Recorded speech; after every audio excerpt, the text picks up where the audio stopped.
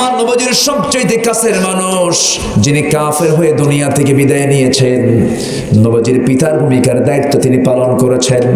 সবচেয়ে কাছের মানুষ, সবচেয়ে প্রিয় মানুষ, এমনকি রক্তের বাঁধন যার সঙ্গে ছিল আবু তালেব, এই লোকটার প্রতি নবীর ভালোবাসা ছিল কি ছিল না? আবার আবু তালেবের ভালোবাসা নবীর প্রতি ছিল কি ছিল না? কিন্তু আবু তালেবের কি আনুগত্য ছিল নাকি? আনুগত্য ছিল না। রাসূল তাকে জোর করে কোনোদিন বলেন নাই, তবে একদিন বলেই ফেললেন, চাচা আপনার ছেলে দুটো ইসলাম কবুল করে নিয়েছে, আপনি ইসলাম কবুল করে ফেলেন। আবু তালেব বলছে, মুহাম্মদ শোনো, আমি জানি তোমার ধর্ম সঠিক, তোমার দিন সঠিক, তোমার আল্লাহ সঠিক, তুমিও সঠিক। তার বাস্তব প্রমাণ হলো আমার ছেলে দুইটাকে তোমার হাতে সুপর্দ করে দিয়েছি, কিন্তু আপনি ইসলাম কবুল করেন না কেন চাচা? সঙ্গে সঙ্গে বলছে আবু তালেব, বলছে মুহাম্মদ, বাপ চাচাকে ছাড়া যায় নাকি? এরকম লোক এখন আছে না? আছে? আমার বাপ করে গেছে কেন? আমার বাপ চোর ছিল, আমি চোর। এরকম আছে না? বাপ চাচাকে ছাড়া যায় নাকি? বাপ চাচার মহব্বত আমি ছাড়তে পারবো না, হাসবো না, আমার জন্য এটাই যথেষ্ট। আমার বাপ মা যা করে গেছে, আমার দাদারা যা করে গেছে, এটা আমি ছাড়তে পারবো না। রাসূল বললেন, চাচা আপনার বাবা জাহান্নামের লাইনে ছিলেন, আপনার দাদা জাহান্নামের লাইনে ছিলেন, সে লাইনটাকে বাদ দিয়ে আপনি তাওহীদকে গ্রহণ করেন। আমার রাসূল যখন এমনটা কথা বলে ফেললেন, সঙ্গে সঙ্গে আবু তালেব বলছে, মুহাম্মদ আমাকে আর বলতে যেও না, আমাকে আর বুঝাতে যেও না। রাসূল চুপ মেরে গেলেন, কারণ লা ইকরাহা في الدين قد تبين الرشد من الغي فمن يكفر بالطاغوت ويؤمن بالله فقد استمسك بالعروة الوثقى لا انفصام لها জোরে বলি আল্লাহু আকবার। দিন গ্রহণে জবরদস্তি করা যাবে না, দিন গ্রহণ করবে জোর করে না, মনের টানে। কিসের টানে? মনের টানে। ইসলাম কি কাউ জোর করে আনে না। আমার নবীজি আস্তে করে ছাড় দিলেন, নবীজি তার জন্য কাঁদতেছেন। মুমূর্ষু অবস্থা আবু তালেবের মুমূর্ষু অবস্থা, যে কোনো সময় মারা যাবেন তিনি। নবীজি তার শিয়রে বসলেন, মাথা থেকে পা পর্যন্ত হাত বুলায় দিলেন। নবীজির হাতের বরকতটা কে দিয়েছেন? নবীজির নখের বরকত কে দিয়েছেন? এই নখের পাওয়ারে চাঁদ দ্বিখণ্ডন করেছেন মুহাম্মদ সাল্লাল্লাহু আলাইহি ওয়াসাল্লাম। সেই নবীজির হাতের বরকত মাথা থেকে পা পর্যন্ত যখন তিনি পৌঁছে দিলেন, তার হাতের ছোঁয়া লাগায় দিলেন। নবীজি বলছেন, চাচা গোটা কালিমা পড়ার দরকার নেই, শুধু বলবেন লা ইলাহা ইল্লাল্লাহ, এতটুকুই এনাফ। আমি আপনার জন্য জামিন হয়ে যাব। আপনি আমার জন্য জেল খাটলেন, আপনি আমার জন্য মামলা খেলেন, আপনি আমার জন্য কত গালি খেলেন, আপনি আমার জন্য কত ত্যাগ স্বীকার করলেন, চাচা একটাবার কালিমা পড়েন। আবু তালেব বলছে, মুহাম্মদ রে, আমাকে বারবার বলতে যেও না, আমি পড়তে পারলাম না মনে হয়। আল্লাহর সঙ্গে সঙ্গে ওহী নাযিল করে জানিয়ে দিলেন, ইন্নাকা লান তাহদিনি মান আহবাবতা, আপনি যাকে ভালোবাসবেন আপনি তাকে হেদায়েত দিতে পারবেন না, কারণ ভালোবাসা দিয়ে হেদায়েত হয় না। হেদায়েত কার চাবি? আসতে বলুন না, কার চাবি? এই জন্য আমরা নামাজে বলি ইহদিনাস সিরাতাল মুস্তাকিম। আমার নবীজি হাত গুটায় নিলেন, আবু তালেব দুনিয়া থেকে বিদায় নিলেন। জাহান্নামীদের মধ্যে সবচেয়ে কম শাস্তি যার হবে সেই লোকটাকে আবু তালেব। এই জন্য কম হবে নবীজির হাতের বরকত, মাথা থেকে পা পর্যন্ত হাতটা লাগায় দিয়েছেন। যে জায়গায় লাগছে সেই জায়গায় জাহান্নামের আগুন লাগবে না, কিন্তু পায়ের তলের দিকে হাতটা লাগান নাই। পায়ের তলায় হাতটা না লাগানোর কারণে সেই জায়গা দিয়ে যখন আগুন ঢুকবে, ব্রেন টকবক করবে।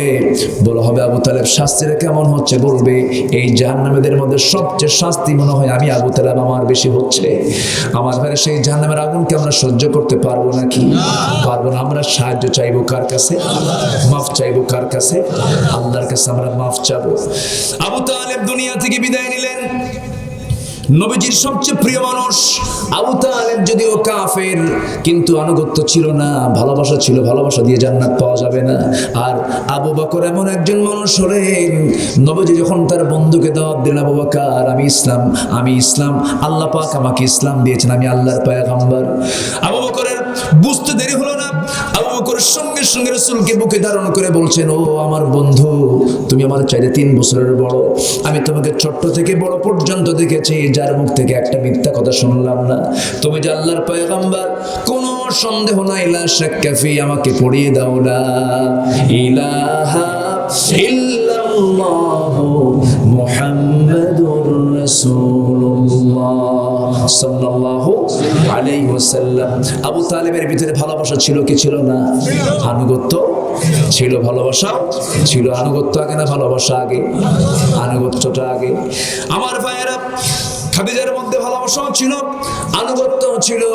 খাদিজা রাসূলকে দারুণ ভালোবেসেছেন। ইসলাম কবুল, ইসলাম যখন পান নাই, নবুয়ত যখন পান নাই, নবুয়তের আগ পর্যন্ত খাদিজা রাসূলকে কম ভালোবাসেন নাই। যখন বিয়ে হলো, ধনীকে রাসূল না খাদিজা? বলেন কে ধনী? খাদিজা ধনী। বয়স কার বেশি? খাদিজার বয়স কম। কার? আমার নবীজির বয়স 25, খাদিজার বয়স 40। রাসূল অবিবাহিত আর খাদিজা বিবাহিতা। নবীজির প্রথম বিয়ে খাদিজার চতুর্থ বিয়া। কয় নাম্বার বিয়া? চতুর্থ নাম্বার বিয়া। আমার নবীজি ছিলেন 4th হাজব্যান্ড, চতুর্থ নাম্বার স্বামী ছিলেন। রাসূলের দিক থেকেও তিনি পৃথিবীর অলরাউন্ডার, এই পৃথিবীর সমস্ত মানুষের জন্য তিনি মডেল। রাসূল বলেছেন, শোনো পৃথিবীর মানুষ, আমি আমার 25 বছরের ভরা যৌবন দিয়ে বিধবাকে বিয়ের মধ্য দিয়ে সামাজিক একটা কাজ আমি সম্পূর্ণ করেছি। যেরকম সুবহানাল্লাহ। তার প্রথম বিয়ের সিদ্ধান্ত ছিল একজন বিবাহিত নারীর সাথে। সুবহানাল্লাহ বলেন। এরকম সিদ্ধান্ত নেওয়া যুবককে আজকে সমাজে খুব বেশি। মুরব্বীরাও আছে এরকম এর পক্ষে। যদি কোনো ছেলে যদি এরকম বিধবা কোনো মেয়েকে বিয়ে করতে যায়, হ্যাঁ, ছেলের বাপ কয়, তোর কি নজর খারাপ হয়েছে? আসলে নাই, বলেন তো, আসলে নাই। অসম্ভব। সম্পত্তি থেকে মাহরুম করব যদি ওই মহিলাকে বিয়ে করিস। আসলে নাই? আচ্ছা, ঠিক না। বিশ্বের সেরা মানুষ আমার নবীজি বিয়ের সিদ্ধান্ত নিয়েছেন। প্রথমে একজন বিবাহিত নারীকে বিয়ে করেছেন। ডিফারেন্স হলো 15 বছরের। কত বছরের? 15 বছরের। এমন সুন্দর যুবককে পৃথিবীতে আর আসবে নাকি? আকাশের চাঁদ সুন্দর না আমার নবী সুন্দর? বলেন বলেন বলেন। আমরাও সুন্দর বেশি না চাঁদ সুন্দর? হ্যাঁ, সন্দেহ লাগে। ভালো করে কর। আমরা সুন্দর না চাঁদ সুন্দর? আমরা সুন্দর। আমরা সুন্দর না? অবশ্যই। হ্যাঁ, লাকাদ খালাকনাল কমারা ফি আহসানি তাকবীম। আসছে এরকম? আসছে এরকম? আসছে কি? আসছে লাকাদ খালাকনাল ইনসানা ফি আহসানি তাকবীম। জুবাইদার হারুনুর রশিদ, বাদশা হারুনুর রশিদ আছে না? কয় ওয়াজ করি কোন? 1 রাত পাইছে, এরকম 5 রাত পাইলে হতো। জুবাইদা আর হারুনুর রশিদ দুজন কথা বলতে বলতেই এক পর্যায়ে বাদশা হারুন বলতেছে, তুই আমার চোখে আকাশের চাঁদের চেয়ে সুন্দর যদি না হস, তাহলে আমি তোরে তালাক দেব। কি কথা, কি বোঝা গেল? মারাত্মক কথা। তুই আমার চোখে অবশ্যই আকাশের চাঁদের চেয়ে তুই সুন্দর। না, এটা কেমন করে হয়? তাহলে যদি এটা প্রমাণ না হয়, তাহলে তো বউ তালাক হয়ে যাবে।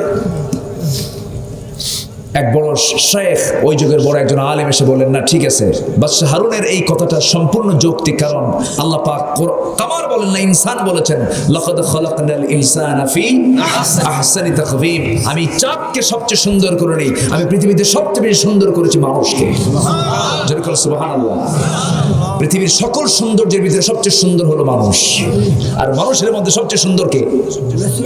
মুহাম্মদ সাল্লাল্লাহু আলাইহি। সবচেয়ে সুন্দর মানুষটা বিয়ে করার সিদ্ধান্ত নিলেন জীবনে। প্রথমে কুমারী মেয়ে না বিধবা মেয়ে? বলেন, কুমারী না বিধবা? এই দুনিয়ার প্রগতিশীল নারীরা আর আমার দেশের কিছু নাস্তিকরা রাসূলের এই মডেল দেখে না, খালি দেখি এতগুলো বিয়ে করলো কেন? ঠিক কিনা? তার যৌবন শুরু করেছেন একজন বিধবা নারীকে দিয়ে, তার চাইতে অনেক বয়স বেশি, খাদিজাকে দিয়ে। রাসূল বলেছেন, আমি যদি খাদিজাকে আমার জীবনের শেষ বয়স পর্যন্ত পেতাম, আল্লাহ পাক আমাকে সেকেন্ড বিয়ের কোনো অর্ডার দিতেন না। জোরে বলে সুবহানাল্লাহ। এবং সব সন্তান সব কার পেটে? বলেন, খাদিজার পেটে। শুধু একজন ছিলেন মারিয়া কিপ্তি, তার পেটে একটা সন্তান ছিল ইব্রাহিম তার নাম। এছাড়া সবগুলো সন্তান আল্লাহ পাক খাদিজাকে দিয়েছেন। জোরে বলি সুবহানাল্লাহ। রাসূল জাবালে নূরে আশ্রয় নিয়ে থাকেন 5 বছর। ছোট ছোট বাচ্চারা দুধ খায়, ফিডার খায়, ওই বাচ্চাগুলোকে রেখে টিফিন ক্যারিয়ার করে 1.5 ঘন্টা পরে উঠতে লাগে যে পাহাড়ে, আমি উঠতে পারি না, জ্বর আসছিল। এত কঠিন একটা পাহাড়ের গুহায় গিয়ে খাদিজা খাবারগুলো পৌঁছা দিয়ে আসতেন প্রত্যেক দিন গিয়ে। জোরে বলে সুবহানাল্লাহ। একদিন আল্লাহ পাক এত সুন্দর সারপ্রাইজ দিলেন খাদিজাকে। রাসূল বললেন, খাদিজা তোমার জন্য আজকে একটা সারপ্রাইজ আছে। কি? আল্লাহ তোমাকে নিজে সালাম দিছে। জোরে করে সুবহানাল্লাহ। আল্লাহ নিজে সালাম দেয়, তো সেই মহিলার দাম কত? বিধবা হলে মানুষের দাম নষ্ট হয় না, মানুষের মর্যাদা কমে না। খাদিজা কেঁদে ফেলে দিলেন। নবীজি বলছেন, খাদিজা কাঁদো কেন? তোমার জন্য তো আজকে আল্লাহর পক্ষ থেকে সালাম এসেছে। খাদিজা বলছেন, ইয়া রাসূলুল্লাহ, আমার তো এটা জানা আছে মানুষকে সালাম দিলে তার জবাবটা কি? আল্লাহ আজকে নিজে সালাম দিয়েছেন, তাকে আমি কি জবাবটা দেব? আপনি আমার হয়ে দিয়ে দিবেন, আপনি আমার হয়ে দিয়ে দিবেন। সেই খাদিজাকে রাসূল বিয়ে করলেন। যখন তিনি বিয়ে করেন সেই সময় সম্পদ বেশি খাদিজার। আমার নবীর তেমন কোনো সম্পদ ছিল না। উত্তরাধিকার সূত্রে তিনি একটা উটনি পেয়েছিলেন, আর একটা বাদী পেয়েছিলেন। এছাড়া তার পারিবারিক ব্যাকগ্রাউন্ড থেকে তেমন কিছু তিনি পান নাই। যখন বিশ্বনবী খাদিজাকে বিয়ে করলেন, সেই বিয়ের প্রস্তাবটা এসেছিল নবীর পক্ষ থেকে না খাদিজার পক্ষ থেকে? বিয়ের প্রস্তাব আসবে নারী পক্ষ থেকে না পুরুষ পক্ষ থেকে? বলেন বলেন বলেন বলেন। এখন কার পক্ষ থেকে আসে? পুরুষ ছেলেরা সব গার্লস স্কুলের সামনে গিয়ে ইতিমের মতো বসে থাকে। আছে না? ইতিমের মতো বসে থাকে, যেন বাপ নাই মা নাই, 3 দিন খাওয়া নাই। যখন বের হয় পিছে পিছে যায়, কয় শোনো একটু কথা কও, আমার চোখে তো ঘুম নাই তুমি ছাড়া। আছে না নাই বলেন? তুমি কেন প্রস্তাব দিবা? পুরুষ, তোমার তো প্রস্তাব দেওয়ার কথা ছিল না। ইসলাম বলে দেয় মেয়েরাই প্রস্তাব দেবে, মেয়ের পরিবার পক্ষ প্রস্তাব দেবে, মেয়ের পক্ষ থেকে প্রস্তাব চলে আসবে। মুসা আলাইহিস সালাতু ওয়াস সালাম যখন বিয়ে করলেন তার স্ত্রীকে, প্রস্তাব দিয়েছে ছেলে পক্ষ না মেয়ে পক্ষ? মেয়ে পক্ষ প্রস্তাব দিয়েছে। তিনি একজন মানুষকে থাপ্পড় মেরে ফেললেন, দৌড় মেরে সেই দেশ ছেড়ে তিনি চলে গেলেন। সেই এলাকায় যখন চলে গেলেন, যাওয়ার পর কেউ তার পরিচিত নাই। তিনি একটা কূপের ধারে গিয়ে দাঁড়ালেন, কূপ থেকে পানি তুললেন, খেলেন। এমন সময় 2 জন মহিলাকে দেখতে পেলেন। বললেন, তোমার এখানে দাঁড়ায় আছো কেন? পানি তুলবো, পানি তুলে নিয়ে যাও। না, তোলা যাবে না। কেন? উপরে ঢাকনা আছে, ঢাকনা আমরা টান দেওয়ার মতো শক্তি রাখি না। মুসা আলাইহিস সালাতু ওয়াস সালাম বললেন, বেচারা মহিলা মানুষ, কষ্ট হবে। বললেন, এইদিকে আমাকে ঢাকনাটা দিয়ে দাও। ঢাকনা হাতের মধ্যে নিয়ে, কি বলেন, বালতি হাতের মধ্যে নিয়ে ঢাকনার কাছে গিয়ে বাম হাতে ধরলেন, ফিকা মারলেন, সিটকে পড়ে গেল। তার শক্তি দেখে 2 মহিলা থরথর করে কাঁপে, আর মনে মনে কে মানুষ না অন্য কিছু। যে ঢাকনা টান দিতে 10 থেকে 12 জন যুবকের প্রয়োজন হয়, মুসা একাই টানে। এই যুবকটার পরিচয়টা কি? এবার বালতি ভরায়া দিয়ে বলা হলো, যাও বাড়িতে চলে যাও, সন্ধ্যার পরে মহিলাদের বাইরে থাকা ঠিক না, যাও তাড়াতাড়ি চলে যাও। বাড়িতে যাওয়ার পরে বৃদ্ধ পিতা বলতেছে, মা আজকে এত তাড়াহুড়ো করে আসলে তোমরা, ব্যাপারটা কি হলো? কাব্বাস যুবক একজন দেখছি দারুণ শক্তিশালী, ঢাকনা টান দিল আর খুলে গেল। তিনি বৃদ্ধ লোকটা বলেন, শোনো, আগামীকালকেও যাবে, আমার সালাম জানাবে, আর বলবে অবশ্যই যেন আমার বাড়িতে বেড়াতে আসে, আমি তার সঙ্গে কিছু প্রয়োজনীয় কথা বলবো। পরের দিন এসে বলা হলো, হে যুবক, আমার আব্বা বুড়া মানুষ, আবিনা শাইখুন কাবীর, আমার বাপ বড় মানুষ, আব্বা আপনাকে সালাম জানিয়েছেন, আপনাকে যেতে বলেছেন আমাদের বাড়িতে। মুসা আলাইহিস সালাতু ওয়াস সালাম মনে মনে চিন্তা করলেন, কেমন করে আমি যাই? আমি তো চিনি না, জানি না, তবে গেলে যদি পরিচয় হয় ভালোই তো হয়, এখানে তো কাউকে আমি চিনিও না। ঠিক আছে, আমি যাব। বলা হলো, ও মহিলা, বাড়ি তো চিনি না, আমি কেমনে যাবো? আপনার চেনার দরকার নাই, আমি সামনে হাঁটবো, আপনি আমাকে ফলো করবেন। আমি ডানে যাব, আপনি ডানে যাবেন, আমি বামে যাব, আপনি বামে যাবেন। মুসার চোখ এরকম বড় হয়ে গেছে, বলতেছে, মহিলা তুমি সামনে হাঁটবে, আমি পুরুষ পিছে পিছে হাঁটবো, এমন পুরুষ আমি হই নাই। জোরে কোন সুবহানাল্লাহ। আমি এমন পুরুষ হতে চাই না, বরং আমি সামনে সামনে যাব, তুমি পিছে পিছে থাকবে। যখন আমি ভুল করব শুধু বলবে ডানে বামে, এতটুকু। এর চাইতে বেশি সুন্দর সুরে কোনো কথা বলতে পারবি না? বলেন, সুন্দর সুরে কথা বলতে পারবি না? শুধু বলবি ডান, শুধু বলবি বাম। মহিলা মনে মনে কাহারে, গতকালকে দেখলাম শক্তিও বেশি গায়ে, আজকে দেখি চরিত্র ভালো। জোরে বলেন সুবহানাল্লাহ। একজন পুরুষের সবচেয়ে বড় সম্পদ হলো শক্তি আর চরিত্র। শক্তি আর চরিত্র দুটোই চয়েস হয়ে গেছে মহিলার। বাড়িতে পৌঁছে গেলেন, মুসা আলাইহিস সালাম বুড়ো লোকটার সামনে যখন দাঁড়ালেন, সালামটা দিয়ে দিলেন। সালাম দেওয়া মাত্রই বুড়ো লোকটা বলতেছে, ও যুবক, তোমার নাম তো মুসা। থমকে দাঁড়ায় গেছেন। এই বুড়ো লোকটা আমার চিহ্ন কেমনে? ওই যে মানুষ একটা থাপ্পড় মেরে মেরে আসছি, ওই লোকের আত্মীয় নাকি? কথা কি বুঝতেছে? মুসা আলাইহিস সালাম বললেন, আপনি আমাকে চিনলেন কেমনে ও বড় চাচা? এবার পুরো লোকটা বলতেছে, মুসা, শুধু এটাই জানি না, আরো কিছু জানি। কি জানেন আপনি? একটু বলেন। থাপ্পড় মারছো, মানুষ মেরে ফেলছে, এরপরে এখানে আসছো। আরো জড়সড় হয়ে গেল, নাকি ধরাই পড়ে গেল? এবার বলছেন, শোনো, কোনো সমস্যা নাই, তুমি আমাকে বুড়ো মানুষ ভাবতেছো। দাড়িগুলো শুভ্র হয়ে গেছে, চুলগুলো শুভ্র হয়ে গেছে, চামড়াগুলো কুঁচকে গেছে, দাঁতগুলো নরম হয়ে গেছে, হাড়গুলো নরম হয়ে গেছে। ভেবো না আমি সাধারণ কোনো বুড়ো মানুষ।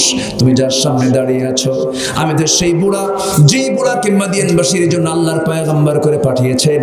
আমি হলাম ইলা মাদিয়ানা আখাহুম শুআইবা। আমি হলাম মাদিয়ানবাসীর জন্য আল্লাহর পয়গম্বর শুআইব আলাইহিস সালাতু ওয়াস সালাম। সুবহানাল্লাহ। নবীর সঙ্গে নবীর দেখা, নবীর সামনে নবী দাঁড়ানো, কিন্তু নবুয়ত পান নাই। নবুয়ত পান নাই। একজন নবুয়ত পাইছে, শ্বশুর পাইছে, জামাই পায় নাই। মুসা আলাইহিস সালাম সামনে দাঁড়ানো। এবার বলছেন, শোনো, আমার মেয়েকে গতকালকেও দেখছো, আজকেও দেখছো, আমি মেয়ের বাবা। আমি তোমাকে প্রস্তাব দিচ্ছি, এখন বলুন, প্রস্তাব দেবে মেয়ের বাপ না ছেলের বাপ? আর এখন কার বাপ দেয়? কারো বাপ লাগে না, নিজেই ডাইরেক্ট মারে। ঠিক কিনা বলবেন? কারো বাপ লাগে? প্রস্তাব দিলেন, আমার মেয়ে দুটো দেখছো, যে কোনো একটা মেয়েকে আমি তোমার সঙ্গে জাওজাতে দিতে চাই, বিয়ে দিতে চাই, তুমি বিয়ে করবা নাকি? সঙ্গে সঙ্গে মুসা ভাবলেন, একজন নবীর মেয়ে, এত বংশী আমি আর কোথায় পাবো? দেরি করলেন না, সঙ্গে সঙ্গে এখনই বিয়ে করবো। সঙ্গে সঙ্গে রাজি হয়ে গেলেন। শুআইব আলাইহিস সালাম বললেন, শোনো, আমি তো এখন বিয়ে দেবো না, কারণ তোমার ব্যাকগ্রাউন্ড ভালো না, থাপ্পড় মারলে মানুষ মরে। থাপ্পড় মারলে মানুষ মরে।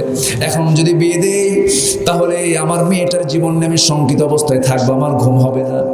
একটু টাইম লাগবে। কি টাইম বলেন?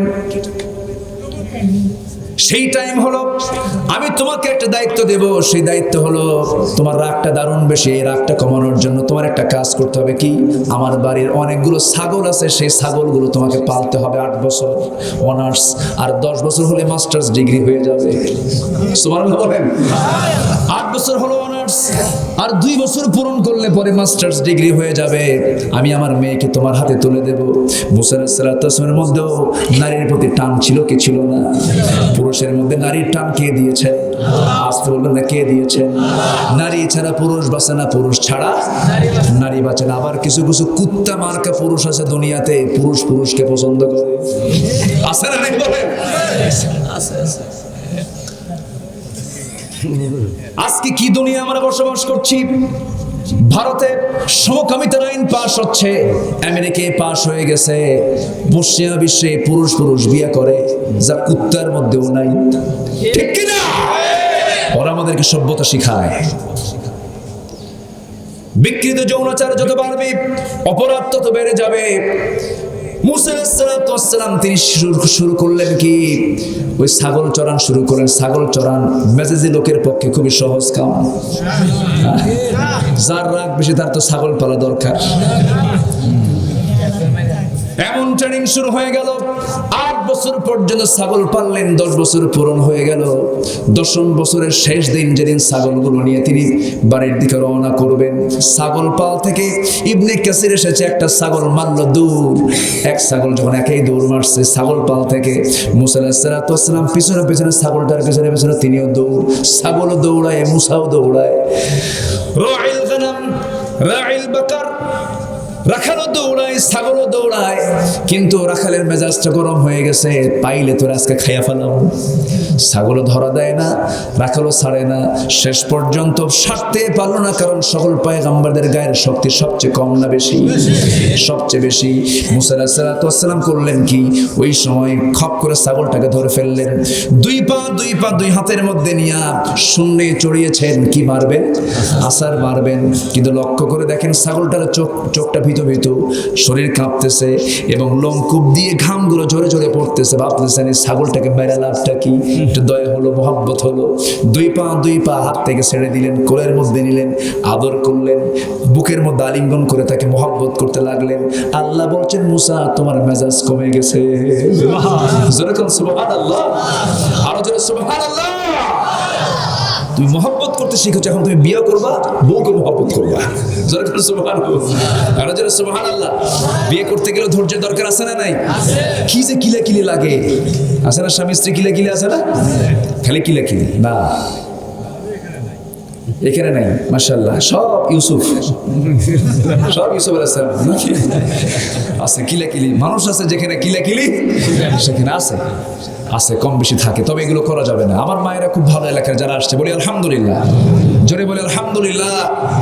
খুব সুন্দর, কথায় কথা বাড়ে, কোথা থেকে কোথায় চলে গেলাম। রাসূল খাদিজাকে বিয়ে করলেন, বিয়ে হয়ে গেল। দুনিয়ার মক্কার সমস্ত ধনীরা নবীর সামনে এসে, খাদিজার সামনে এসে বলতেছে, খাদিজা তুমি একটা কাজ করছো। কি? মাত্র একটা উটনি পাইছে আর একটা বাদী পাইছে, ফ্যামিলি ব্যাকগ্রাউন্ড, তার সম্পত্তি নেই, টাকা নাই, পয়সা নাই, গরিব মানুষ, বাপ নাই, মা নাই, আগে চলে গেছে, এর তুমি স্বামী হিসেবে গ্রহণ করলা। মক্কার সবচেয়ে বড় বিজনেস তোমার হাতে। খাদিজা বললেন, আমার স্বামীর বিরুদ্ধে তোমরা নালিশ করো? আমার স্বামী সম্পর্কে 4টা প্রশ্ন করি। কি প্রশ্ন বলো? নাম্বার 1 প্রশ্ন হলো যে আমার স্বামীটা দেখতে কেমন? সুবহানাল্লাহ বলবেন না? সবাই বলতেছে মক্কা নগরে শুধু না, গোটা দুনিয়াতে যত মানুষ দেখছে এরকম সুন্দর মানুষ দেখি নাই। নাম্বার 2 হলো চরিত্র কেমন? সবাই বলে ফেললো, আমরা তো এক কথাই থেকে আল আমিন বলি, আর সাদেক বলি, সত্যবাদী বলি। আমরা আমাদের টাকাগুলোর কাছে জমা রাখি, ও কোনোদিন মানুষের সম্পদ নষ্ট করবে না। নাম্বার 3 হলো আমার স্বামীর বংশ কেমন? এবার বলো হলো মক্কা নগরের শ্রেষ্ঠ বংশ হলো কুরাইশ বংশ, এর চেয়ে শ্রেষ্ঠ নাসাব আর নাই, শ্রেষ্ঠ বংশ আর নাই। এমন কথা শোনার সঙ্গে সঙ্গে এবার তিনি বললেন, 3টা দিক থেকে আমার স্বামী শ্রেষ্ঠ, বংশ শ্রেষ্ঠ, সৌন্দর্য শ্রেষ্ঠ, এরপরে চরিত্র শ্রেষ্ঠ। নাম্বার 4 হলো আমার স্বামীর টাকা পয়সা কেমন? এবার বলছে এই জন্যই তো মানা করছিলাম, এটা সর্বনিম্ন রিজেক, সর্বনিম্ন রিজেক। মনে আছে আপনাদের? শুরু করছি যা দিয়ে শেষ করি নাকি? আমার নবীজির ব্যাপারে খাদিজা বলেন, আমার স্বামীর চরিত্র সুন্দর, আমার নবীর চেহারা সুন্দর, আমার স্বামীর বংশ সুন্দর, শ্রেষ্ঠ বংশ। আমার স্বামীর টাকা নাই, আমার তো টাকা আছে। তোমরা সাক্ষী থাকো, আমার অর্জিত জীবনের যত সম্পত্তি আমি উপার্জন করেছি বাবার কাছ থেকে পেয়েছি, সাবেক 4 স্বামীর কাছ থেকে পেয়েছি, ব্যবসা বাণিজ্য করে পেয়েছি, সমস্ত সম্পত্তি এই মুহূর্তে আমি আমার স্বামী মুহাম্মাদের হাতে সব সম্পত্তিগুলো আমি তুলে দিলাম। এখন এই মক্কা নগরের সবচেয়ে ধনী যুবক হচ্ছে মুহাম্মদ সাল্লাল্লাহু আলাইহি সাল্লাম। যেরকম সুবহানাল্লাহ। আর কি করবে তোমরা? আর কি বলবা? সব থেমে গেছে। কি ভালোবাসা এটা? কি বলেন, এটা কি? আরো জোরে, এটা কি ভালোবাসা?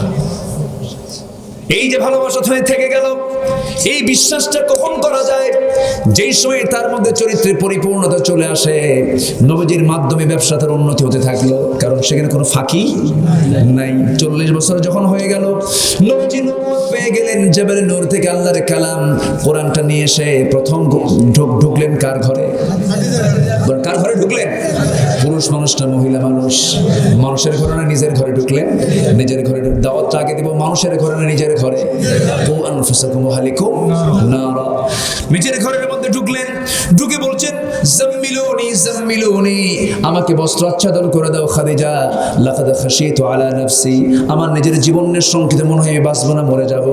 খাদিজা বলছেন, আমার স্বামী গো, আপনি এমন কথা বলেন না, কারণ আপনার ক্ষতি পৃথিবীর এমন কেউ আছে আপনার ক্ষতি করতে পারবে? কেউ ক্ষতি করতে পারবে না, কারণ আপনি কাউকে ঠকান না, আপনি মিথ্যা কথা বলেন না, আপনি আমানতের খেয়ানত করেন না। আপনি কখনো সঞ্চাতিনি করেন না। আমার নবীজি কি খাদিজা সান্ত্বনা দিচ্ছেন, কারণ খাদিজার বয়স যোগ্যতা বয়সের দিক থেকে খাদিজা ছোট না বড়, তার মধ্যে ধৈর্যের একটা পাহাড় তৈরি হয়ে গেছে, কারণ 3টা স্বামীকে তিনি হারিয়েছেন। স্বামীর গুরুত্ব তিনি বুঝেন, স্বামীর গুরুত্ব তিনি বুঝেন। স্বামীকে কন্ট্রোল করে বলছেন, আমার স্বামীকে আপনি চিন্তা করবেন না, আপনার কোনো ক্ষতি পৃথিবীর কেউ করতে পারবে না, আপনাকে কেউ জাদুতে আক্রান্ত করতে পারবে না, আপনাকে কেউ আসর আক্রান্ত করতে পারবে না। আমার নবীজি করলেন কি, আমার নবীজি বলছেন, খাদিজা তা ঠিক আছে, তবে একটা প্রস্তাব আমি তোমাকে দিতে চাই। কি প্রস্তাব? এতদিন তুমি 15 বছর আমাকে ভালোবাসা উপহার দিয়েছ, আজকে তোমাকে আনুগত্য উপহার দিতে হবে। তুমি কি আমার আনুগত্য করতে পারবে নাকি? তাহলে এতদিন ছিল কি ভালোবাসা, এখন কি আনুগত্য। রাসূল বলছেন, ও আমার স্ত্রী খাদিজা, শুধু আমাকে শুধু ভালোবাসলেই চলবে না, বাবার চাইতে, সন্তানের চাইতে, ছেলে মেয়ের চাইতে, বন্ধুর চাইতে, প্রতিবেশীর চাইতে, সম্পদের চাইতে, ঘর বাড়ির চাইতে, সকল কিছুর চাইতে আমাকে সবচেয়ে বেশি ভালোবাসতে হবে তোমার, আমাকে আনুগত্য করতে হবে বেশি, তোমাকে আমার প্রতি আনুগত্যের চরম দৃষ্টান্ত তোমার রাখতে হবে। তুমি কি রাজি আছো নাকি?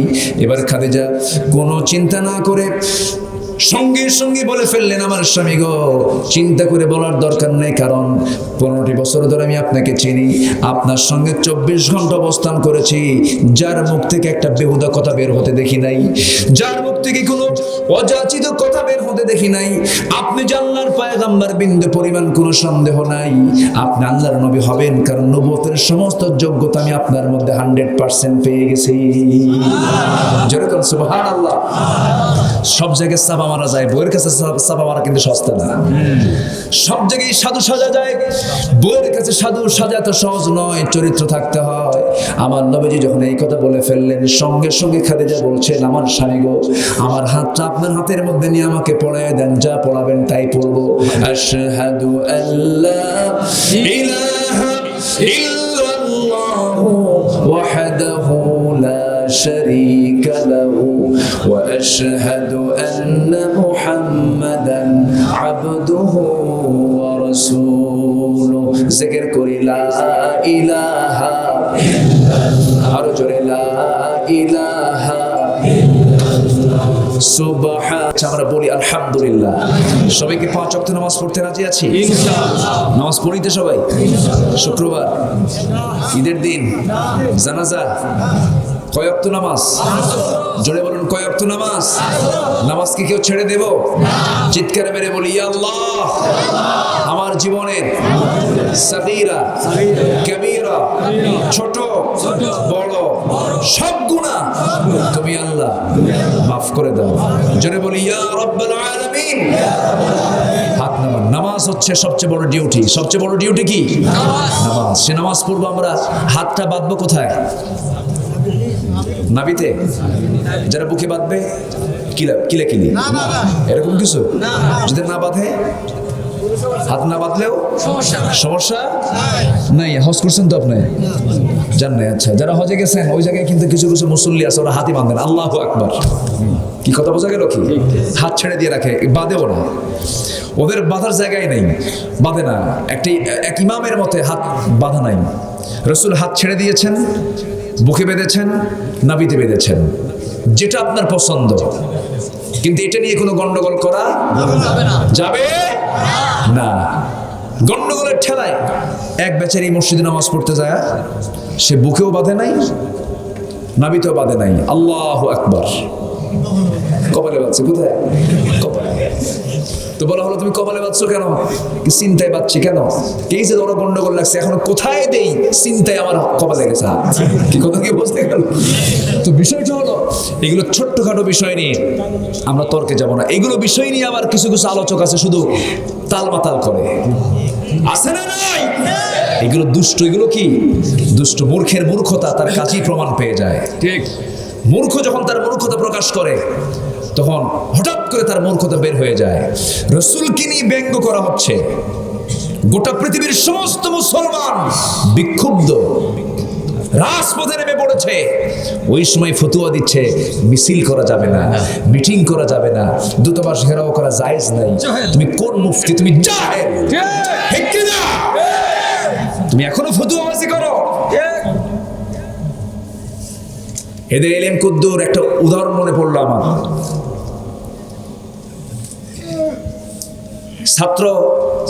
শিক্ষক ছাত্রকে প্রশ্ন করছে, এই তোমার বাড়ি কোথায়? কে ব্রাহ্মণবাড়িয়া। তো ব্রাহ্মণবাড়িয়া বানান কি সহজ না কঠিন? গ্রন্থ কঠিন, যেন তোমার ছাত্রকে এইটা বানান করতে পারবে।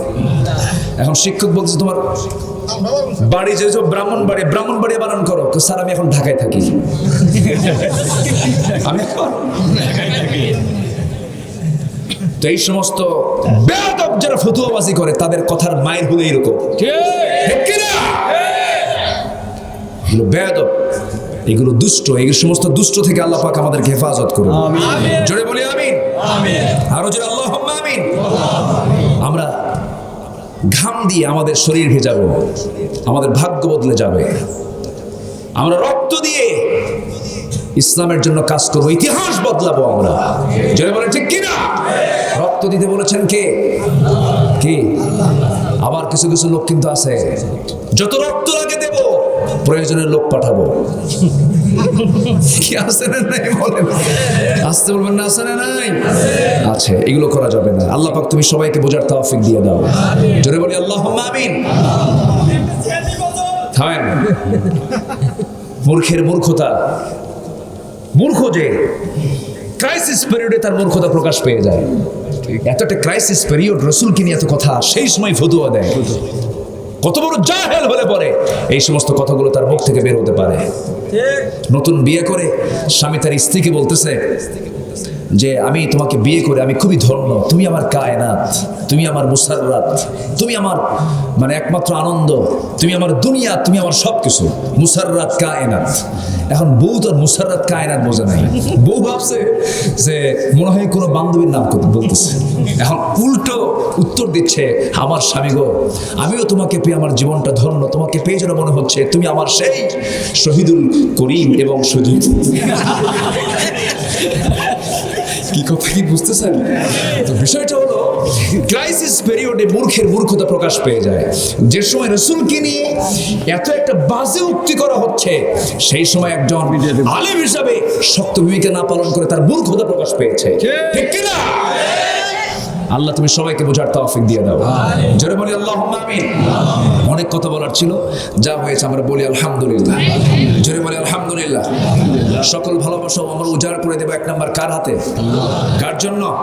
আমার প্রাণটা কার হাতে? রুহের ট্রিটমেন্ট আমরা করবো। কিসের ট্রিটমেন্ট? রুহের ট্রিটমেন্ট। রুহের ট্রিটমেন্ট হবে মাহফিল। রুহের ট্রিটমেন্ট কোথায় হবে? মাহফিলে। রুহের ট্রিটমেন্ট আগে দরকার না দেহের ট্রিটমেন্ট আগে দরকার? বলেন, আলা ইন্না ফিল জাসাদি লামুদগাতান ইযা সালাহাত সালাহাল জাসাদু কুল্লু ওয়া ইযা ফাসাদাত ফাসাদাল জাসাদু কুল্লু আলা ওয়া হিয়াল কলব।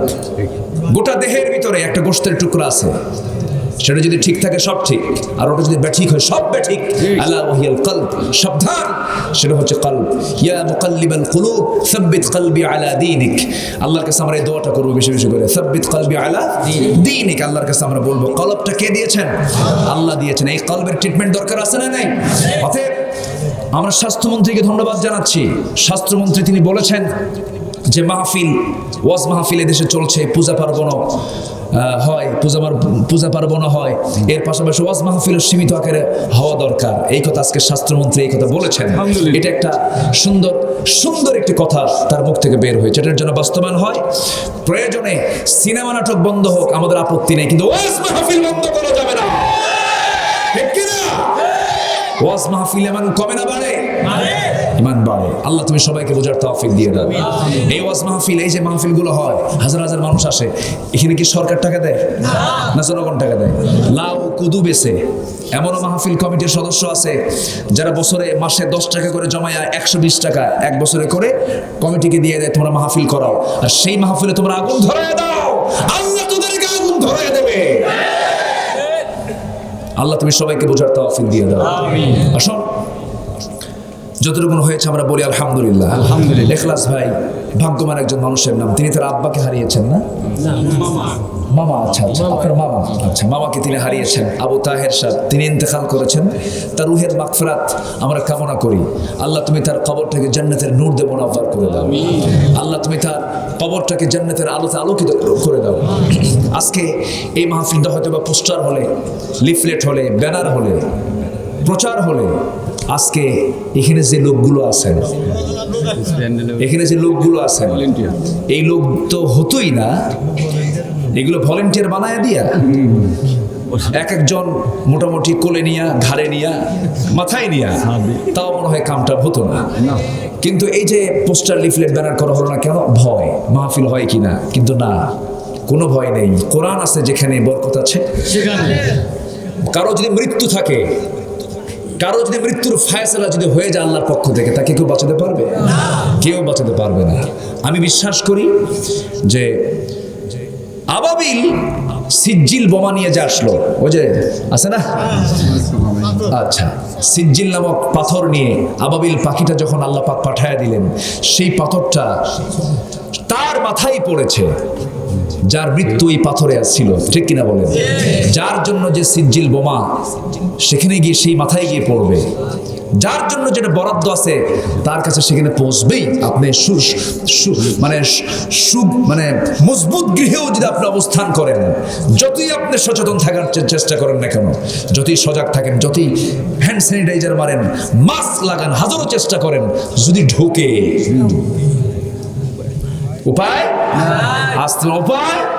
অতএব এই ফয়সালা কার পক্ষ থেকে? এরপর আমরা সতর্ক থাকবো 5 ওয়াক্ত ওযুর মধ্য দিয়ে, 5 ওয়াক্ত 5 বার ওযুর মধ্য দিয়ে আমরা সতর্ক থাকবো। আল্লাহ আমাদেরকে রহমত দিবে। আল্লাহ তুমি সবাইকে বোঝার তৌফিক দিয়ে দাও। স্বাস্থ্যবিধি মানা দরকার। স্বাস্থ্যবিধি, ইসলাম কি স্বাস্থ্যবিধি মানতে মানা করে? না। ইসলামকে অস্বাস্থ্যকর কোনো পরিবেশ চায়?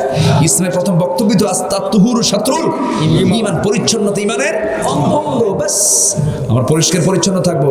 ইসলামকে বলে তুই ছেঁড়া জুব্বা পরে নামাজে পড়, নামাজে দাঁড়া। ইসলামকে বলে তুমি ময়লাযুক্ত কাপড় পরো, এরকম কি আছে ইসলামে? ছেঁড়া জামা, ছেঁড়া কাপড় চোপড়, অসামাজিক হয়ে থাকা, এটা কি ইসলাম বলে?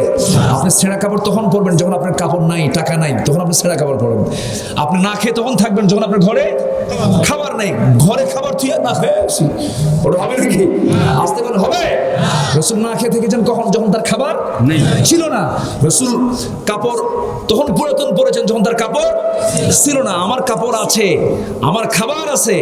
আবার রসুল এমন কোনো রাত নাই যে রাতে তিনি উটের দুধ পান করেন নাই। প্রত্যেক রাত তিনি উটের দুধ পান করেছেন, কারণ যুদ্ধ করার জন্য শক্তির দরকার আছে না নাই? বুকের শক্তি বাড়ে দুধে। বুকের শক্তি বাড়ে কি? এই বুকের ভিতরে যা কিছু আছে সব শক্তি পাবেন কোন পানি পান করলে? দুধ। ওয়াইন্না লাকুম মিনাল আনআমি লাইবরাতান নুসকিকুম মিন বাইনি ফারাসিন ওয়া দামিন লাবানান খালিসান সাইগাল লিশারিবিন। আল্লাহু আকবার। পৃথিবীর সবচেয়ে শ্রেষ্ঠ পানীয় হচ্ছে দুধ, যা জান্নাতি খাবার। জোরে বলেন সুবহানাল্লাহ। জান্নাতে দুধ আছে না নাই? জান্নাতে মধু আছে না নাই? জান্নাতে শরাব আছে না নাই?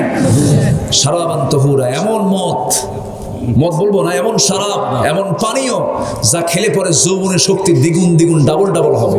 আর দুনিয়ার মদ খেলে যৌবন তো যায়, ওর জীবনও যায়, ঠিক কি না? তো লিভার সিরোসিস হয়ে যায়, লিভার ড্যামেজ হয়ে যায়, কিন্তু আল্লাহ পাক জান্নাতে সেই শরাব দিবেন না। যৌবন বাড়বে, শক্তি বাড়বে। তাহলে আসল মধু থাকবে জান্নাতে, দুনিয়াতেও মধু আছে। জান্নাতে দুধ থাকবে, দুনিয়াতেও দুধ আছে। সেই দুধ আপনি খাবেন না কেন? আপনার আছে গাভীর দুধ, গাভীর দুধ খাবো আমরা। আমার ভাইরা, গাভীর দুধ এত সুন্দর সুপেয়, পৃথিবীর কোনো খাবারে এত প্রোটিনযুক্ত পানীয় পৃথিবীর কোনো পানিতে নাই। আলহামদুলিল্লাহ বলে, যদি বলি আলহামদুলিল্লাহ। দুধ দিয়েছেন কে? সেই দুধ গরুকে জবাই করলে কি পাওয়া যায়? আসতে বলে না, পাওয়া যায়। কি সুন্দর করে রক্ত থেকে পরিশোধন করে আল্লাহ পাক সাদা দুধ স্তন থেকে বের করে দিচ্ছেন। সুবহানাল্লাহ বলেন, যদি বলি সুবহানাল্লাহ। কি পানীয় আল্লাহ পাক দিয়ে দিয়েছেন। সেই দুধ তুমি খাও, একটু বিসমিল্লাহ খাও না, একটু আলহামদুলিল্লাহ খাও না। খায় আর কয় দুধটা আজকে একটু ভটকা হয়েছে, কি আছে না? ঝাল একটু কম হয়েছে, তরকারিতে লবণ কম হয়েছে, ঝাল একটু বেশি হয়েছে। এই কিছু কিছু পুরুষই আছে এই জাতের, ওর জিব্বা ঠিক হয় না, ওর বললে জিব্বা ঠিক হবে, আছে না? এই সমস্ত লোকদেরকে মেয়েরা পছন্দ করে না। মেয়েদের রান্না বান্নায় কখনো ভুল ধরবেন না। আমার মায়ের এখন দারুণ খুশি হচ্ছে, ভালো করে খাবো। মেয়েদের রান্না বান্নায় কখনো ভুল ধরবেন না। আমার বিশ্বনবী কখনো মেয়েদের রান্নায় কোনো ভুল ধরতে যেতেন না, কখনো বলতেন না যে রান্না খারাপ হয়েছে। খাবার নিয়ে রাসূলের কোনো অভিযোগ ছিল না।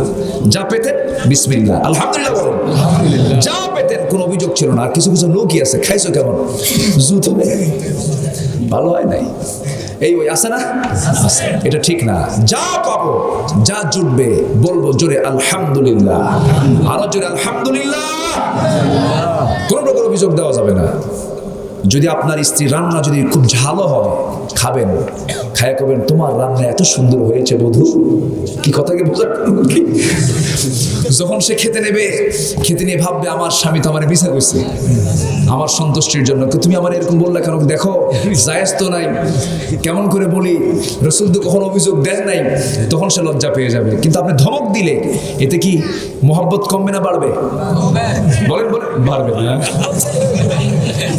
রান্নার দোষ দিলে মোহাব্বত কমবে না বাড়বে? কমবে। রান্নার প্রশংসা সবসময় করবেন। এখন এই ওয়াজ শুনে এক বেচারে গেছে বাড়িতে যাওয়ার পর পরের দিন সকালবেলা বউ আর রান্না বান্না করে নাই। তো পাশের বাড়ির এক বউজি এসে কিছু তরকারি দিয়ে গেছে সকালবেলা। তো সকালবেলা স্বামীর সামনে সেই তরকারি দিয়েছে, খেতে বসছে। খেতে নিয়ে রাত্রেবেলা শুনছে সকালবেলা অন্যের ঘর থেকে খাবার গেছে, তরকারি গেছে। তো হুজুর যেহেতু বলছে যে স্বামীর দায়িত্ব হচ্ছে বইয়ের রান্নার প্রশংসা করা, তো সকালবেলার তরকারি হলো পাশের বাড়ির বইয়ের রান্না। যখন তার সামনে হাজির হয়ে গেছে তরকারি, বলতেছে খেতে খেতে বলতেছে, স্ত্রী তোমার রান্না যে আজকে এত সুন্দর হয়েছে, এই কথা জীবনে কয় নাই। বউ কয় সারা জীবন খাওয়ালাম, প্রশংসা নাই, আজকে ওই সুইটির মা রান্না বান্না করছে, সেই রান্না তোমার খুব পছন্দ হয়েছে না? কি কথা কি বুঝতেছে? তো বিষয়টা হলো যে একটু জেনে বুঝিয়ে আমরা প্রশংসা করবো। স্ত্রী রান্নার প্রশংসা করেছেন মুহাম্মদ সাল্লাল্লাহু আলাইহি ওয়াসাল্লাম। স্ত্রীকে সবসময় প্রশংসায় রাখবেন, তুমি খুব ভালো। যদি কালো হয় বলবেন তুমি আমার কাছে চাঁদের চেয়েও সুন্দরী, বাস, গুনাহ হবে না, কখনো বলবেন না। ও কালে দেখে বিয়ে করছে, ঠিক আছে, ভালো, কালো সুন্দর, কালো জগতের, বলেন কালো জগতের ভালো। দেখছেন, এই তো ঠিকই বলতেছেন, কিন্তু খুঁজতে যায় তো ঠিকই ধরা থাকে। আচ্ছা, যাই হোক, আল্লাহ পাক সবাইকে বোঝার তৌফিক দিয়ে দাও। আমার এক বন্ধু রুহুল আমিন নামে আমার এক বন্ধু আছে, খুব সুন্দর টকটকে চেহারা। তো বিয়ে করছে কালো একটা মেয়েকে দেখে। তো আমি জানতাম যে তার বউটা কালো। আমি বললাম, এক বন্ধু তুমি এত সুন্দর, তো বউটা এরকম কালো, তোমার পছন্দ হলো কেমন? বলতেছে, বন্ধু তোমার চোখটা যদি আমার চোখের সঙ্গে লাগায় দিতা, আমার চোখে সে হচ্ছে এই জগতের জুলাইখা। কি কথা কি বুঝতেছে? তো এই মোহাব্বতটা কে দিয়ে দেন বলেন? আসতে বলেন, কে দিয়ে দেন? আল্লাহ দিয়ে দেন। এই মোহাব্বতটা আল্লাহ দিয়ে দেন। বইয়ের সম্পর্কের একটা বরকত আছে। আল্লাহ তুমি সবাইকে বোঝার তৌফিক দিয়ে দাও। আমার সোহাগ ভাই খুব ভালো মানুষ, খুব কাছের মানুষ, আলহামদুলিল্লাহ, আমার খুব প্রিয় মানুষ, কিন্তু দাড়ি নাই। দাড়ি রাখার দরকার আছে না? সোহাগ ভাই দাঁড়া রাখবেন ইনশাআল্লাহ। ইনশাআল্লাহ, আমিন আমিন, ইনশাআল্লাহ। আচ্ছা আচ্ছা, বলি আলহামদুলিল্লাহ। আল্লাহ কবুল করুন, আল্লাহ কবুল করুন, জোরে বলি আল্লাহুম্মা আমিন। আমি অনেক কথা বলে ফেলেছি আজকে, আমি দোয়া চাই, সবাইকে আমার জন্য দোয়া করবেন ইনশাআল্লাহ। আমি আপনাদের জন্য দোয়া করি, আল্লাহ আমাদেরকে যেমন আজকে খুব সুন্দর মিলন মেলায় এত সুন্দর একটা পারিবারিক বৈঠকের মতো মনে হচ্ছে, সবার সঙ্গে মিশে মিশে যতটুকু কথা আমি শুনলাম, আপনারা শুনলেন, আমি বললাম, আপনারা বললেন, আল্লাহ পাক আমাদের শোনা এবং বলাকে জান্নাতের ওসিলা করে দেন। সবাই বলি সুবহানাকাল্লাহুম্মা আশহাদু আল্লা ইলাহা ইল্লা আনতা আস্তাগফিরুকা ওয়া আতুবু ইলাইকা। চিৎকার করে বলি, ইয়া আল্লাহ, আমার জীবনে সাগীরা কবীরা, ছোট বড় সকল গুনাহ তুমি আল্লাহ মাফ করে দাও। জোরে বলি, ইয়া রাব্বাল আলামিন, ইয়া রাব্বাল আলামিন। আজকের মাহফিলে মায়েরা কেমন আসছে? মায়েরা আসছে, আলহামদুলিল্লাহ। আল্লাহ তুমি মাদেরকে কবুল করো, জোরে বলি আল্লাহুম্মা আমিন। জি না, আমি তো পারি না। হ্যাঁ জি জি জি, আল্লাহ তুমি আমার ইখলাস ভাইয়ের আব্বাকে তুমি সুস্থ করো, জোরে বলি আল্লাহুম্মা আমিন। রাত হয়েছে অনেক, ফজর নামাজ পড়বো না আমরা সবাই? একটু নামাজের মতো করে বসে। আমি তো গোসল ওরকম পারি না।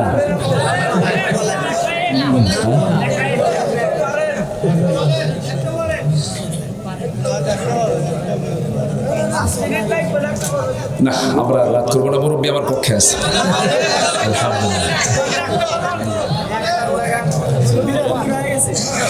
কি বলি, পারি না তো, ভুলেই গেছি আমি। আমি কোনটা পারি কত? পারি না তো, ভুলে গেছি। ওরে বাপরে বাপ, এ তো বহু মানে চিৎকার করতে হবে। একটু দেখি তো, একটু মানে সহজ সহজ কোনো কিছু বলা যায় কিনা। আল্লাহ আল্লাহ কি যে মধুর নাম, আল্লাহ আল্লাহ কি যে মধুর নাম, ধরার তামাম মনি মুক্তাই পান্না হীরা সোনা দানাই হয় না তাহার দাম, আল্লাহ আল্লাহ কি যে মধুর নাম, ডাকিলে ও নাম সোহাগ ভরে নিত্য জোয়ার প্রেম সাগরে, ডাকলে ও নাম মনেরই কাবায় নাচে রক্ত ঘাম, আল্লাহ বলেন আল্লাহ আল্লাহ কি যে মধুর নাম, আল্লাহ আল্লাহ কি যে মধুর নাম, ধরার তাম মনি মুক্তাই পান্না হীরা সোনা দানাই হয় না তাহার দাম, আল্লাহ আল্লাহ কি যে মধুর মারহাবা। যতটুকু হয়েছে আমরা বলি আলহামদুলিল্লাহ। যে আমরা দোয়া করি, আমরা আল্লাহর কাছে চাই। যে যেখানে আছেন সবাই বসে পড়ি আমরা।